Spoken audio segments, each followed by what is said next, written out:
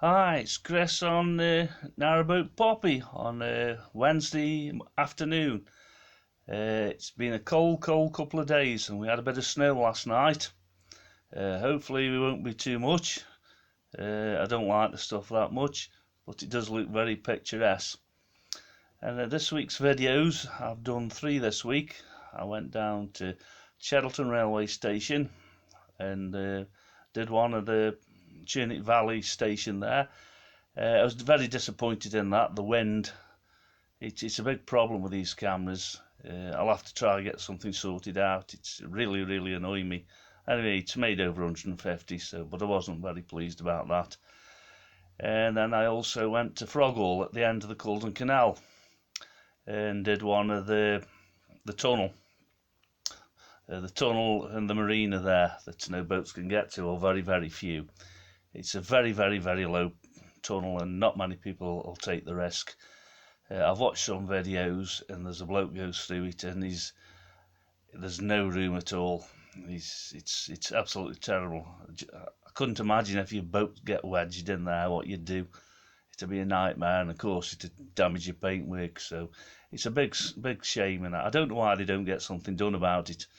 I suppose it's down to money. I mean, they built that marina about 10 years ago, and it must have cost an arm and a leg, and very few boats can get down to it, which is a pity because it's a lovely area for Froghall. Some lovely walks around there. Still, that's how it goes. I suppose it's all down to money. They must know about the problem and don't seem to do anything. They could rebore the tunnel out and put some concrete rings in, but I don't suppose it's simple as that. It never is, and I suppose it's down to cost as well. But it's a lovely area. And also, I've been just checking my batteries on Poppy, with them having some stick with all this cold weather.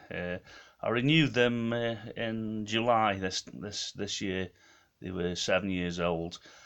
It cost me a few £100. The 610 ampere batteries, and it's this time of year. It's imperative that they are in 100% working condition.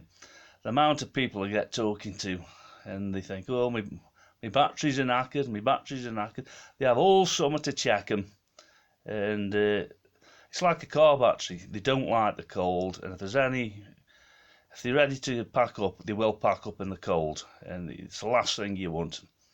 Because Poppy, anyway, I think most modern boats are the same. They've got an inverter, and that produces the 240 off the batteries. So the batteries produce the 240, and there's got a massive charger in the inverter. It keeps the batteries charged up. Now you can see what sort of condition your battery's in by how much it's costing to keep them charged up. I mean, it's pretty obvious if you're taking £10–15 a week, they're on the way out, and you can tell by the age of them. 4 or 5 years and the batteries are ready for changing. I say Poppy's are about 5 years old. It's an expensive job, but it's a job that's got to be done if you're spending a lot of time on the boat. The days of sticking an extension lead through the boat window and having an extension lead for your 240, the few and far between. Let's say all these modern boats now, they've got inverters and they've got built-in chargers, so they're totally relying on the state of your batteries. So it's imperative that in spring or summer you get them sorted out. I know it's an expensive job, and it's a hard job as well, because they're usually tucked away. Like I say, Poppy's got 7 on. It's got 6 domestic and 1 engine battery. I've changed them all this year, so they should be okay for another few years. And like I say, another question people keep asking me, I bet it's freezing on that boat. All I can say is it's a lot hotter on the boat than it is in these houses.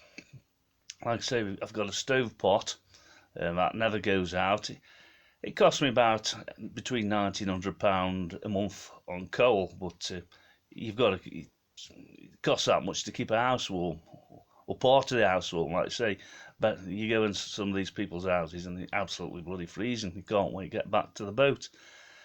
Like I say, Poppy's got to walk through a bathroom, sorry. So what I do is I keep the door shut into the bathroom, and I've got a little oil heater, and it's only a little one, doesn't cost much to run, and it just keeps the back end of the boat warm, which was lovely. And I've got an electric blanket, which is I could strongly recommend electric blankets. They're absolutely lovely. They are in houses, but on boats in the middle of winter, to me they're a massive plus. So it's lovely and warm on Poppy all the time. I'd say it's a lot hotter on Poppy than it is in houses. So like I say, if you have a boat, you've got to make sure the batteries are in A1 condition, especially modern one, because they've got like 6, 7, 8, 9, 10, some of them have got 10 batteries. And the last thing you want to do on a cold winter's morning is start changing batteries, because I mean in an engine bay it's very, very cold anyway. So but a strong advice is, if you got a boat or getting a boat, make sure you keep your batteries in A1 condition. It's that essential. And also I've made 1,400 subscribers this year, this week, which is absolutely brilliant. I'm dead chuffed with that. So like I say, keep on subscribing. Anyway, I've just been for a walk up around Aston. It looks very, very picturesque, but like I say, it's about 0 degrees. But I've done a video of it, so it's like I say, it's very, very, very picturesque. But I can't wait till spring, I must admit. You can see the greens on the trees and light going early. It's absolutely brilliant. So I'm just carrying on, stoking the pot now, ready for tonight. So I hope you all have a great day. Keep on subscribing, and thanks very much. Bye.